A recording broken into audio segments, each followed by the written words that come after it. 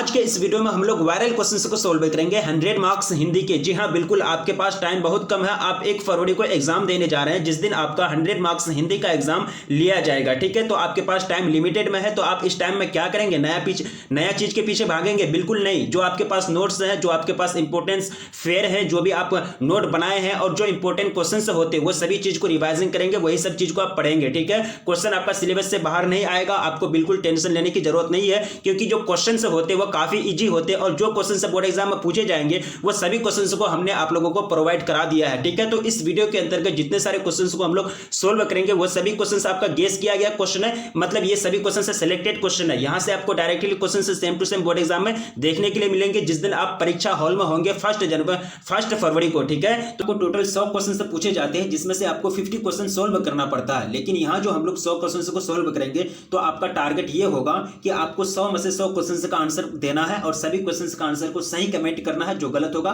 Screenshot लेना है। ठीक है, तभी आपका 50 क्वेश्चन सोल्व हो पाएंगे, तभी आपका जो स्कोर है बोर्ड एग्जाम में पूरा हो पाएगा। ठीक है, तो चलिए स्टार्ट करते हैं। 100 में 100 टारगेट रखना है। सबसे फर्स्ट क्वेश्चन पूछा गया है कि साहित्य लहरी के रचनाकार हैं। साहित्य लहरी के रचनाकार कौन है? सूरदास, नवादास, तुलसीदास या फिर कबीरदास। ठीक है, तो इसका जो राइट आंसर हो जाएगा वो हो जाएगा सूरदास। कौन हो जाएंगे? सूरदास। यानी साहित्य लहरी किनके द्वारा रचे गए हैं? सूरदास के द्वारा रचे गए हैं। ऑप्शन आपका ए बिल्कुल राइट आंसर हो जाएंगे। सेकंड नंबर क्वेश्चन में पूछा गया, काफी सिंपल क्वेश्चन है। पूछा गया है कि परगीत और समाज शीर्षक निबंध किस पुस्तक से लिया गया है? तो ये जो लिया गया है, ये लिया गया वाद विवाद संवाद से। कहां से?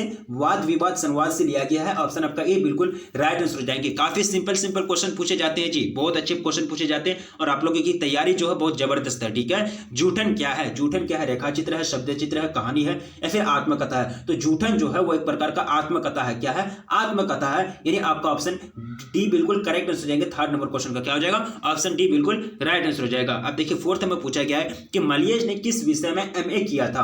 मलियज ने किस विषय में एमए किया था? तो वह अंग्रेजी में किए थे। क्या किया था? अंग्रेजी में। देखिए बहुत सारे बच्चे अभी तक वीडियो को लाइक नहीं किए, तो प्लीज वीडियो को लाइक कर देंगे, क्योंकि आप ही लोगों के लिए मेहनत की जाती है। आपका एक लाइक हम लोगों को काफी मोटिवेट करता है। प्लीज लाइक कर देंगे और अपने दोस्तों में प्लीज एक बार जम करके शेयर कर देंगे। ठीक है, अब देखिए नेक्स्ट क्वेश्चन आपका स्क्रीन पर पूछा गया कि हंसते हुए मेरा अकेलापन के लेखक कौन है? हंसते हुए मेरा अकेलापन, इनके जो लेखक हैं वो लेखक कौन है? मलियज जी। कौन है? मलियज जी। यानी हंसते हुए मेरा अकेलापन ये किनके द्वारा रचे गए हैं? मलियज के द्वारा रचे गए हैं। ऑप्शन आपका बी बिल्कुल करेक्ट हो जाएंगे। अब देखिए 6 नंबर क्वेश्चन आपका स्क्रीन पर आपके समक्ष रखा गया। क्वेश्चन करा कि तिरछ कहानी किस प्रकार की है? तिरछ कहानी किस प्रकार की है? तो ये जो कहानी है ना, ये एक प्रकार की उत्तर आधुनिक त्रासदी, यानी उत्तर आधुनिक कहानी है, उत्तर आधुनिक त्रासदी है। ऑप्शन आपका ए बिल्कुल राइट हो जाएंगे 6 नंबर क्वेश्चन का। अब देखिए क्वेश्चन नंबर 7 में पूछा गया कि किस पाठ में उक्ति आई है जहां भय है वहां मेघा नहीं हो सकती? जहां भय है वहां मेधा नहीं हो सकती, ये उक्ति किस पाठ में आई है? तो ये जो आई है ये शिक्षा में। कहां? शिक्षा में। ऑप्शन डी आपका बिल्कुल करेक्ट हो जाएंगे। अब नेक्स्ट क्वेश्चन देखिए, क्वेश्चन नंबर 8 आपका पूछा गया कि शिक्षा शीर्षक निबंध किसने लिखा? शिक्षा शीर्षक निबंध जो है या किसने लिखा? तो ये जो लिखे गए हैं जय कृष्ण मूर्ति के द्वारा। किनके द्वारा? जय कृष्ण मूर्ति के द्वारा। ऑप्शन आपका ए बिल्कुल राइट हो जाएंगे 8 नंबर क्वेश्चन का। अब देखिए क्वेश्चन नंबर 9 पूछा गया कि जायसी किस शाखा के कवि हैं? जायसी जो है किस शाखा के कवि हैं? तो वह प्रेम मार्गी शाखा के कवि हैं। कौन सा मार्ग? प्रेम मार्गी शाखा के कवि हैं। ऑप्शन आपका बी बिल्कुल राइट हो जाएंगे 9 नंबर क्वेश्चन का। ठीक है, अभी तक वीडियो को लाइक नहीं किए, प्लीज वीडियो को लाइक कर देंगे, अपने दोस्तों में जम करके शेयर कर देंगे। चलिए शानदार आंसर आ रही है, किसी के आंसर गलत नहीं है, बिल्कुल आप लोग शानदार आंसर कमेंट करें, तैयारी बहुत जबरदस्त है। क्वेश्चन पूछा गया कि सत्संग में किनकी अभिरुचि थी? सत्संग में किनकी अभिरुचि थी? तो सूरदास की अभिरुचि थी। किनकी? सूरदास की अभिरुचि थी। यानी ऑप्शन आपका बी बिल्कुल राइट हो जाएंगे। सत्संग में किनकी इंटरेस्ट थी? किनको इंटरेस्ट था? वो सूरदास को। ठीक है, अब नेक्स्ट क्वेश्चन देखिए, क्वेश्चन नंबर 11 पूछा गया कि किसने सूरदास से कहा सूर है के ऐसो घिघियात काहे हो, कुछ भगवती लीला, यानी भगवती लीला वर्णन करो।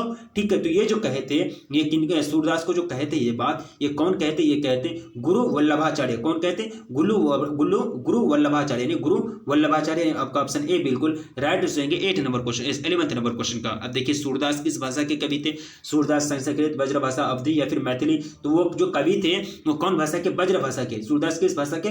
ब्रज भाषा के कवि थे। ये आपका ऑप्शन बी बिल्कुल करेक्ट हो जाएंगे 12 नंबर क्वेश्चन का। अब नेक्स्ट क्वेश्चन की ओर बढ़ेंगे। क्वेश्चन नंबर 13 पूछा गया कि सूरदास के दीक्षा गुरु का नाम बताएं। तुलसीदास के दीक्षा गुरु का नाम बताएं। तो दीक्षा गुरु का जो नाम था वो नरहरिदास, क्या था? नरहरिदास, यानी ऑप्शन आपका बी बिल्कुल करेक्ट हो जाएगी 13 नंबर क्वेश्चन का। अब नेक्स्ट क्वेश्चन देखिए, क्वेश्चन नंबर 14 पूछा गया कि चित्ररेखा किस कवि की रचना है? चित्ररेखा किस कवि की रचना है? तो इसका जो करेक्ट आंसर हो जाएगा वो हो जाएगा आपका रघुवीर सहाय। किसकी? रघुवीर सहाय के, ऑप्शन आपका डी बिल्कुल करेक्ट आंसर हो जाएंगे। अब नेक्स्ट क्वेश्चन देखिए, क्वेश्चन में कितना हो जाएगा? क्वेश्चन काफी सिंपल है। देखिए सॉरी चित्ररेखा किसकी रचना है? चित्ररेखा ना, तो ये जो रचना है ये मलिक मोहम्मद जायसी की है। किसकी? मलिक मोहम्मद जायसी की ये रचना है। ऑप्शन आपका ए बिल्कुल करेक्ट आंसर हो जाएंगे। अब देखिए नवादास किस युग नवादास किस युग के भक्ति थे, यानी किस युग के भक्ति का भक्त कवि थे, किस युग के? ठीक है, यहाँ युग हो जाएगा। ठीक है, तो यहाँ जो करेक्ट आंसर हो जाएगा वो हो जाएगा भक्ति काल। क्या थे? भक्ति काल, यानी ऑप्शन आपका डी बिल्कुल करेक्ट हो जाएंगे 50 नंबर क्वेश्चन का। अब नेक्स्ट क्वेश्चन की ओर बढ़ेंगे। क्वेश्चन काफी सिंपल पूछे जाते हैं, कोई टफ क्वेश्चन नहीं पूछे जाते हैं। क्वेश्चन पूछा गया कि बालकृष्ण भट्ट किस युग के साहित्यकार थे?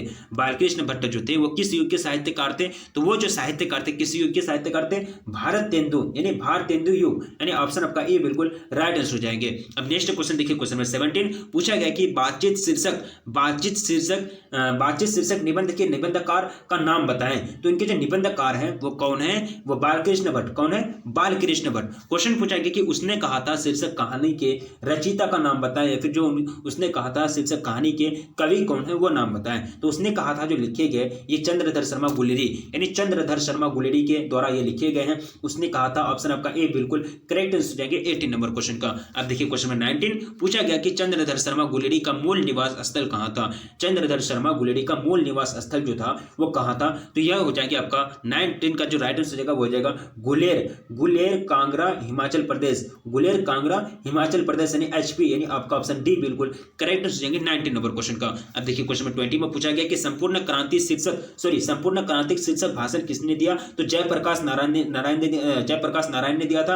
यानी कब दिया था? 1974 में। ऑप्शन आपका ए बिल्कुल करेक्ट हो जाएंगे। अब नेक्स्ट क्वेश्चन देखिए, क्वेश्चन नंबर 21 पूछा गया कि चरम व्यक्तित्वता, यानी चरम व्यक्तित्वता ही परम सामाजिकता है, किस पाठ की पंक्ति है? ये जो पंक्ति है, ये जो लाइन है, ये कौन सा पाठ से लिया गया है? तो ये जो लिया गया परगीत और समाज। कहां से? परगीत और समाज से लिया गया है। ऑप्शन आपका सी बिल्कुल करेक्ट हो जाएगी 21 नंबर क्वेश्चन का। अब देखिए क्वेश्चन नंबर 22 आपका स्क्रीन पर आपके समक्ष काफी सिंपल है। क्वेश्चन पूछा गया है कि किस पाठ में कहा गया है जिस पुरुष में नारीत्व नहीं अपूर्ण है? जिस पुरुष में नारीत्व नहीं अपूर्ण है, तो ये जो कहा गया है किसमें कहा गया? ये अर्धनारीश्वर में कहा गया। कहां? अर्धनारीश्वर में यह बात कही गई है। ऑप्शन आपका बी बिल्कुल करेक्ट हो जाएगा 22 नंबर क्वेश्चन का। पूछा गया कि अर्धनारीश्वर शीर्षक निबंध के निबंधकार कौन है? ये जो निबंध है अर्धनारीश्वर, इनके निबंधकार कौन है? कौन कवि इनको लिखे हैं? ठीक है, तो इसका जो करेक्ट हो जाएगा 23 नंबर क्वेश्चन का हो जाएगा रामधारी सिंह दिनकर। कौन? रामधारी सिंह दिनकर इनके निबंधकार हैं। ऑप्शन आपका ए बिल्कुल करेक्ट हो जाएंगे। अब देखिए क्वेश्चन नंबर 24 अगे का पूरा नाम क्या है? अगे का पूरा नाम क्या है? तो उनका पूरा नाम क्या है? सच्चिदानंद हरियानंद वात्स्यानंद अगे। सच्चिदानंद हीरानंद वात्स्यानंद अगे, यानी ऑप्शन आपका बी बिल्कुल करेक्ट हो जाएंगे 24 नंबर क्वेश्चन का। अब देखिए क्वेश्चन नंबर 25 पूछा गया कि किस पाठ में आया है 3 बज गए 4 बज गए 11 बज गए अर्धनारीश्वर में, रोज में, त्रिच में, या फिर हंसते हुए मेरा अकेलापन में, किस पाठ में ये आया है? ठीक है, तो ये जो आया है रोज में आया है। कहां? रोज में, यानी आपका ऑप्शन बी बिल्कुल करेक्ट हो जाएंगे 25 नंबर क्वेश्चन का। अब देखिए क्वेश्चन नंबर 26 काफी सिंपल है। पूछा गया कि किस पाठ की उक्ति है कि विपत्तियां व्यक्ति को पूर्ण बनाने के लिए होती है, पूर्ण बनाने वाली होती है। ठीक है, तो ये जो पाठ की कौन से पाठ की उक्ति है 26 का जो राइट आंसर हो जाएगा वो हो जाएगा आपका एक लेख और एक पत्र में आया है। ऑप्शन बी बिल्कुल करेक्ट हो जाएगा 26 नंबर क्वेश्चन का। अब देखिए क्वेश्चन नंबर 27 पूछा गया कि एक लेख और एक पत्र शीर्षक पाठ के लेखक कौन है? एक लेख और एक पत्र शीर्षक पाठ के लेखक कौन है? तो इनके जो लेखक है भगत सिंह। कौन है? भगत सिंह, यानी ऑप्शन आपका ए बिल्कुल करेक्ट हो जाएंगे। भगत सिंह कहते हैं कि जो मतलब एक तरह से आत्महत्या वो क्या है? कायरता है, यानी वो एक तरह से डरपोक वाली मतलब कहानी है। ठीक है, यानी डरपोक वाला मतलब ऐसा कदम है, घटना है, कायरता होनी चाहिए, ऐसी कायरता नहीं होनी चाहिए किसी के अंदर, आत्महत्या नहीं करनी चाहिए। ठीक है, अब देखिए क्वेश्चन नंबर 28 पूछा गया कि ओ सदानीरा निबंध के निबंधकार का नाम बताएं। ओ सदानीरा निबंध के जो निबंधकार हैं वो हैं जगदीश चंद्र माथुर। कौन है? जगदीश चंद्र माथुर। ऑप्शन आपका ए बिल्कुल करेक्ट हो जाएंगे 28 नंबर क्वेश्चन का। अब देखिए क्वेश्चन नंबर 29 49 पूछा गया कि चौर कैसे ताल है, चौर कैसे ताल है। देखिए इसका जो करेक्ट आंसर हो जाएगा वो हो जाएगा आपका उथले, चौर कैसे ताल थे, उथले ताल थे। ऑप्शन आपका ए बिल्कुल राइट आंसर हो जाएंगे 29 नंबर क्वेश्चन का। अब देखिए क्वेश्चन में 30 पूछा गया कि सिपाही की मां निम्नलिखित में से कौन है, सिपाही की मां निम्नलिखित में से कौन है। सिपाही की जो मां की नाम थी वो बिस्नी थी, क्या थी, बिस्नी, यानी आपका ऑप्शन बी बिल्कुल करेक्ट आंसर हो जाएंगे 13 नंबर क्वेश्चन का। अब देखिए क्वेश्चन में 31 पूछा गया कि भूषण की उपाधि किसने दी, भूषण की उपाधि किसने दी थी। तो ये जो उपाधि दी गई थी ये किनके द्वारा, राजा रुद्र शाह ने भूषण की उपाधि दी थी। ऑप्शन आपका सी बिल्कुल करेक्ट हो जाएंगे। अब देखिए क्वेश्चन में 32 पूछा गया कि जयशंकर प्रसाद का जन्म कहां हुआ था। जयशंकर प्रसाद का जो जन्म हुआ था वो कहाँ हुआ था। तो हम लोग जानते हैं कि जयशंकर प्रसाद का जो जन्म हुआ था वो वाराणसी में, कहाँ, वाराणसी में। आपका ऑप्शन डी बिल्कुल करेक्ट हो जाएंगे 32 नंबर क्वेश्चन का। अब देखिए क्वेश्चन में 33 पूछा गया है कि पुत्र वियोग शीर्षक कविता सुभद्रा कुमारी चौहान की किस पुस्तक से ली गई है।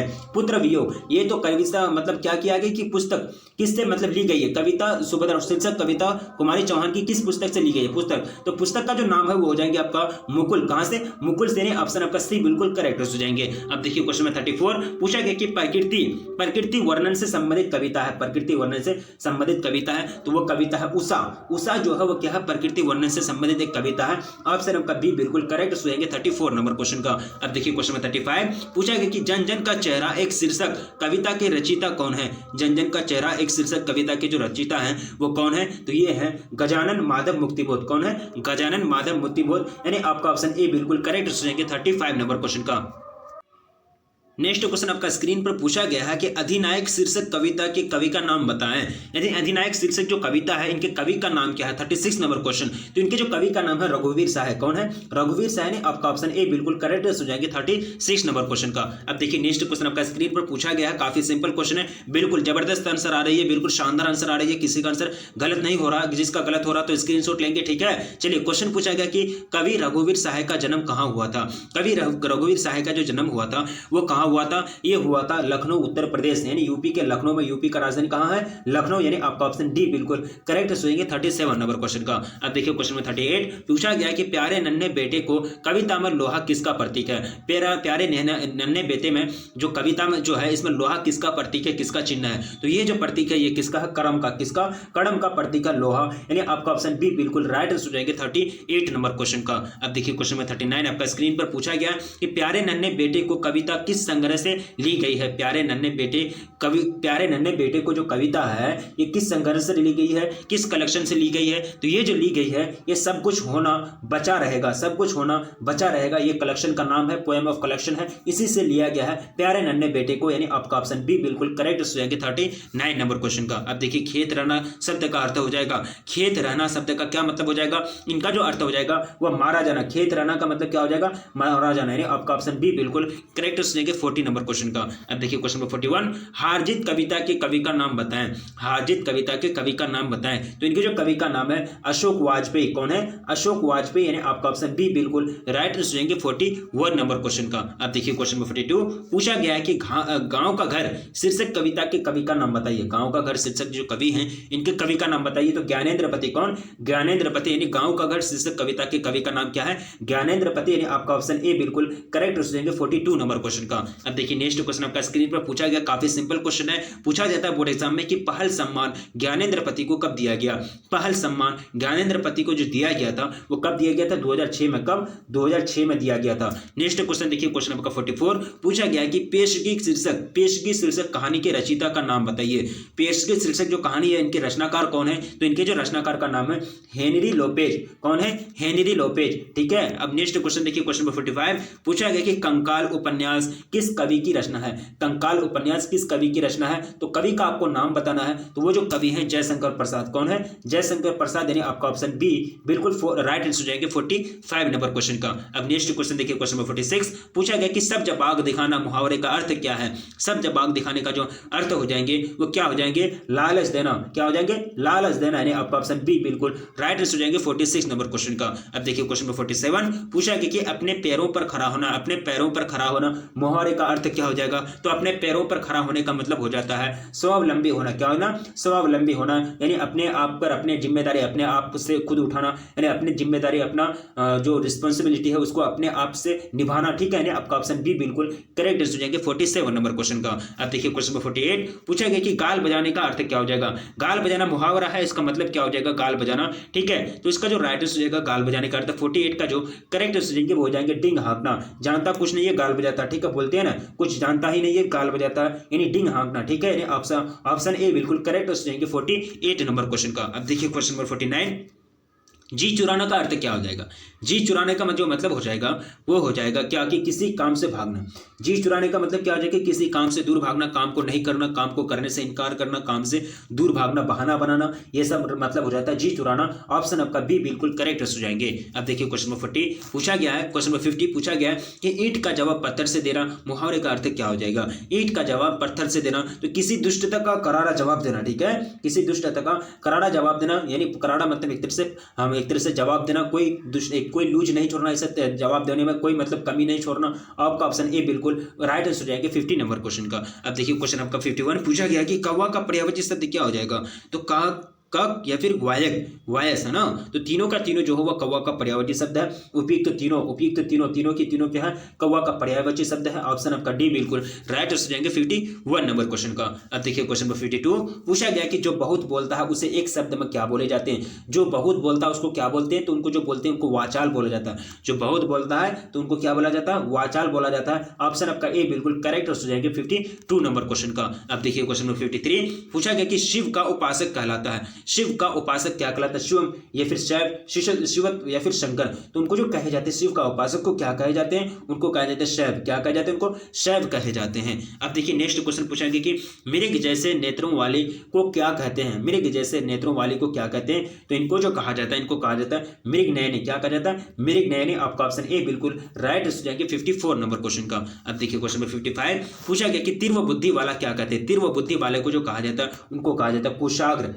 क्या कहते हैं उसको, कुशाग्र कहते हैं। ऑप्शन ए राइट आंसर हो जाएगा, ऑप्शन ए राइट आंसर हो जाएगा। अब देखिए नेक्स्ट क्वेश्चन आपका स्क्रीन पर क्वेश्चन नंबर 56 पूछा गया कि जिसकी गिरिवा सुंदर हो उसे एक शब्द में क्या बोलते हैं। जिसकी गिरिवा सुंदर हो उसको एक शब्द में जो बोले जाते हैं उसको सुग्रीव बोले जाते हैं। क्या बोलते हैं, सुग्रीव बोले जाते हैं। यानी ऑप्शन आपका सी बिल्कुल राइट आंसर हो जाएगा 56 नंबर क्वेश्चन का। मोस्ट इंपोर्टेंट क्वेश्चन है, याद रखेंगे। पंचवटी कौन सा समास है, पंचवटी जो है वो कौन सा समास है, तो ये जो पंचवटी समास हो जाएंगे कौन सा समास हो जाएंगे 57 नंबर क्वेश्चन है ना, तो ये द्विगु समास हो जाएंगे। क्या हो जाएंगे, द्विगु समास। पंचवटी आपका जो समास है द्विगु समास है। आपका ऑप्शन सी बिल्कुल राइट हो जाएंगे। घनश्याम में कौन सा समास है, कर्मधारय, द्विगु या फिर द्विंद या फिर तत्पुरुष, तो घनश्याम में जो समास हो जाएंगे वो कर्मधारय समास हो जाएंगे। घनश्याम में कौन सा समास है, कर्मधारय समास है।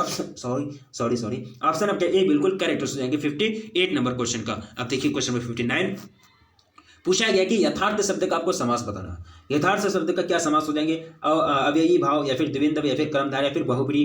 ठीक है, तो इसका जो करेक्ट हो जाएगा 59 नंबर क्वेश्चन का हो जाएगा अव्ययी भाव, यानी आपका ऑप्शन ए बिल्कुल करेक्ट हो जाएंगे 59 नंबर क्वेश्चन का। अब देखिए क्वेश्चन नंबर 60 पूछा गया कि जितेंद्रिय में समास है। जितेंद्रिय में समास है तत्पुरुष, बहुब्री या फिर कर्मधारय फिर द्विंद, तो जितेंद्रिय में जो समास हो जाएंगे वो हो जाएंगे बहुब्री समास। क्या हो जाएंगे, बहुब्री समास, यानी आपका ऑप्शन बी बिल्कुल करेक्ट हो जाएंगे 60 नंबर क्वेश्चन का। अब देखिए क्वेश्चन नंबर 61 कायर का विलोम क्या हो जाएंगे। कायर का मतलब होता है डरपोक, डरने वाला, तो इसका बहादुर हो जाएगा। बहादुर जो नहीं डरता, हिम्मत वाला होता है, कायर का विलोम बहादुर हो जाएंगे। ऑप्शन आपका राइट आंसर ए हो जाएंगे। देखिए क्वेश्चन आपका पूछा गया है कि धरती का विलोम बताइए। आकाश का पाताल होता है, ठीक है, आकाश का उल्टा पाताल होता है, तो धरती का आपको विलोम बताना। तो धरती का जो विलोम हो जाएगा वो भी आकाश होता है। क्या होता है, वही आकाश होता है। नहीं, आपका ऑप्शन ए बिल्कुल करेक्ट हो जाएंगे। क्या हो जाएंगे, ऑप्शन ए बिल्कुल राइट हो जाएंगे 62 नंबर क्वेश्चन का। अब देखिए क्वेश्चन 63 पूछा गया कि आय शब्द का विलोम बताइए। आय शब्द का विलोम हो जाएगा वे।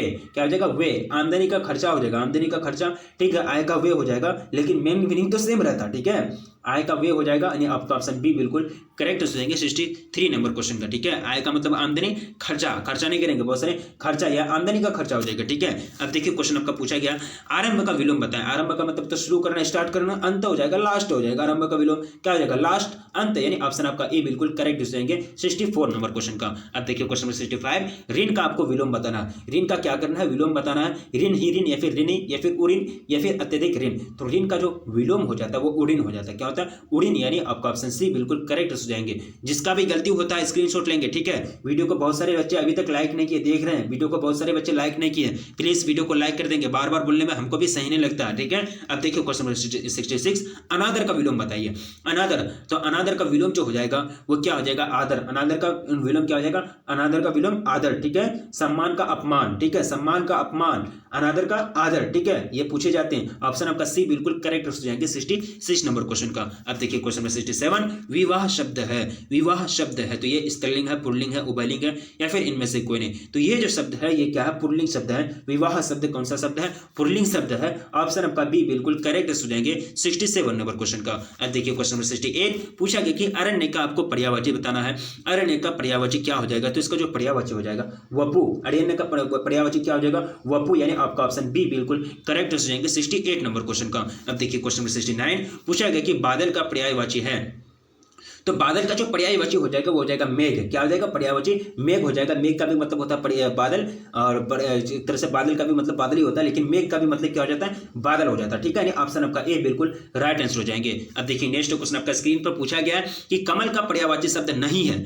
देखिए आपका निगेटिव यानी नकारात्मक वाक्य है, ठीक है। ध्यान देंगे, कोई है, कोई बोलेंगे कि है, तो वहां आपके ये देखिए वो क्या करेंगे, जो है सबसे पहले में रहेगा उनको टिक करके वो चल जाएगा, ठीक है। ये भी है, कमल का पर्यायवाची शब्द निधि भी होता, पंकज भी होता, सरोज भी होता, लेकिन ये नहीं होता, पुंडरीक। पुंडरीक नहीं होता, यानी ऑप्शन डी आपका बिल्कुल करेक्ट हो जाएंगे 70 नंबर क्वेश्चन का, ठीक है। नहीं है। अब ध्यान देंगे, मिस्टेक करते बहुत सारे बच्चे। अंडे से जन्म लेने वाले को अंडज कहते हैं। अंडे से जन्म लेने वाले को क्या बोलते हैं?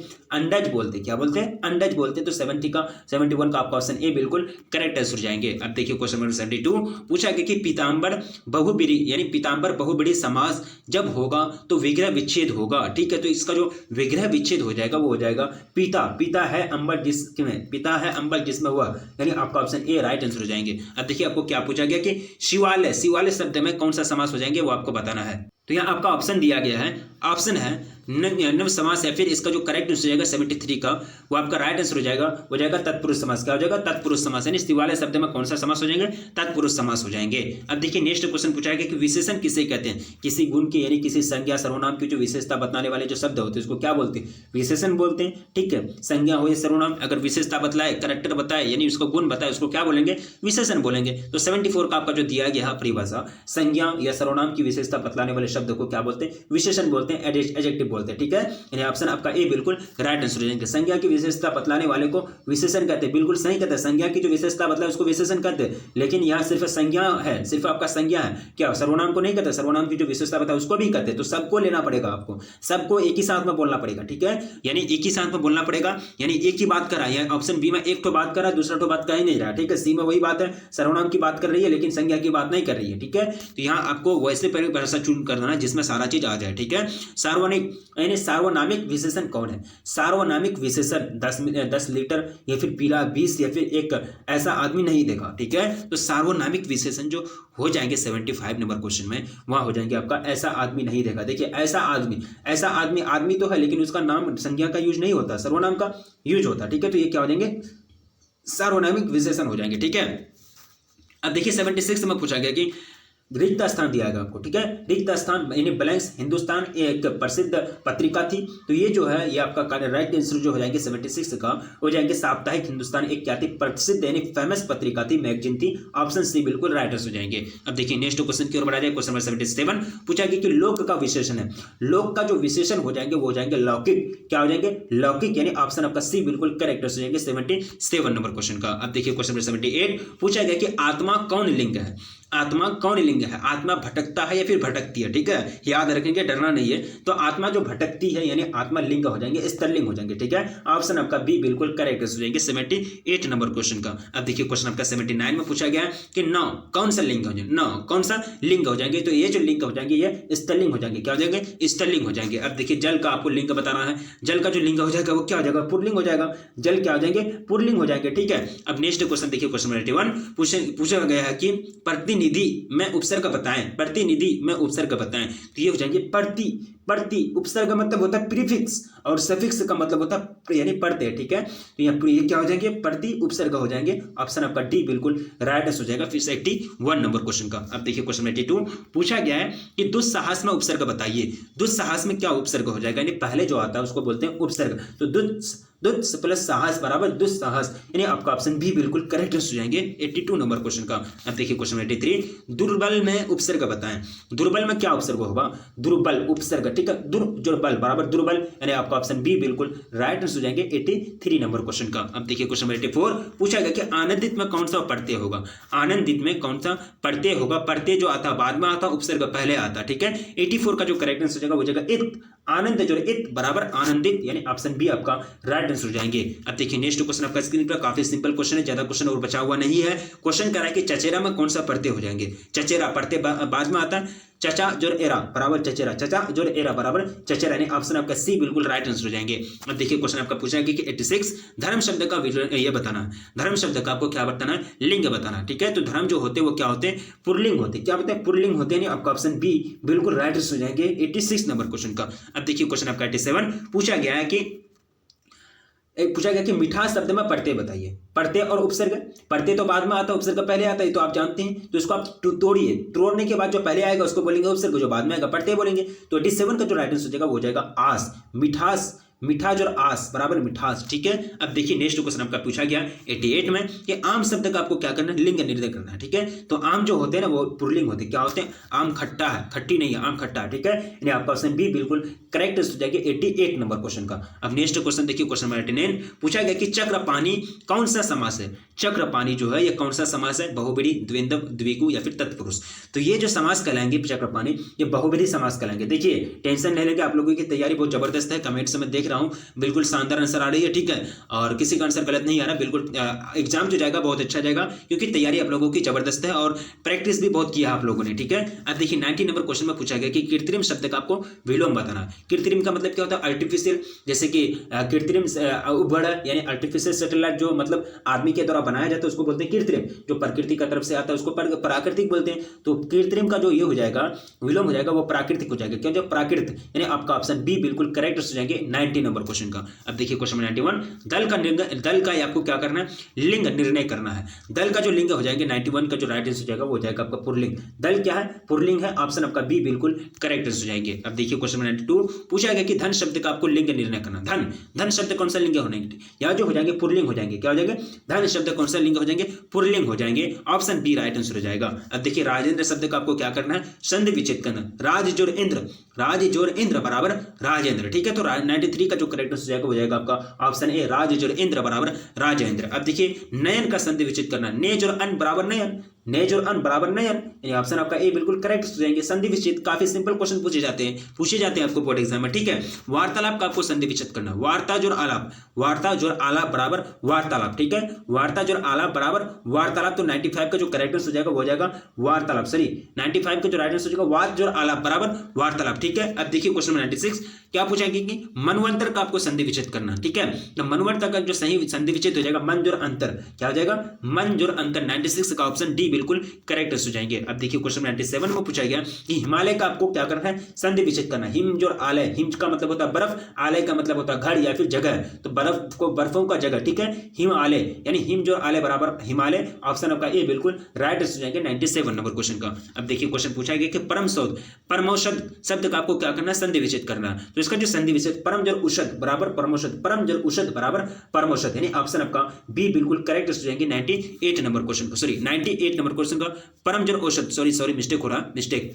यहां जो जाएगा परम जोर औषध, क्या हो जाएगा, परम जोर औषध, ठीक है। यानी परम जोर औषध बराबर परमौषध, ये क्या हो जाएंगे, सही संधि विच्छेद हो जाएंगे, ऑप्शन आपका सी बिल्कुल राइट आंसर हो जाएंगे। अब देखिए नेक्स्ट क्वेश्चन आपका स्क्रीन पे 99 पूछा गया कि उपवन में कौन सा उपसर्ग हो जाएंगे। तो उपवन में जो उपसर्ग हो जाएंगे, उपसर्ग क्या आता है, पहले आता और प्रत्यय बाद में आता, तो उपसर्ग क्या हो जाएंगे, क्या हो जाएंगे, उप जोर वन, उपवन बराबर उपवन, ठीक है। देखिए पूछा गया भरपेट में कौन सा उपसर्ग है, तो यहाँ जो उपसर्ग हो जाएंगे वो हो जाएंगे भड़, ठीक है। ऑप्शन आपका सी राइट आंसर हो जाएंगे 100 नंबर क्वेश्चन का। तो इसमें से हम लोगों ने जितना क्वेश्चन को कवर किया, ये सभी क्वेश्चन मोस्ट इंपोर्टेंट है एग्जाम की दृष्टि से। बोर्ड एग्जाम में यही सब क्वेश्चन आपको पूछे जाएंगे, कोई बाहरी क्वेश्चन नहीं पूछे जाते हैं, और यहाँ से आपको 100% चांस है कि पूछे जाएंगे, ठीक है। और वीडियो को लाइक नहीं किए तो प्लीज वीडियो को लाइक कर देंगे और अपने दोस्तों में प्लीज एक बार जम करके शेयर कर देंगे, क्योंकि अभी तक बहुत सारे बच्चे वीडियो को लाइक नहीं किए, और वीडियो को लाइक कर देंगे, अपने दोस्तों में प्लीज एक बार जम करके शेयर कर देंगे, क्योंकि आप ही लोगों के लिए मेहनत की जाती है। चैनल पर पहली बार है तो प्लीज चैनल को सब्सक्राइब कर लेंगे, क्योंकि आपको यहाँ सबसे पहले जो है आपको प्रोवाइड किया जाएगा, सबसे पहले आपको प्रोवाइड किया जाएगा क्वेश्चन का, जो आपका क्वेश्चन होगा यानी आंसर की आपको यहाँ सबसे पहले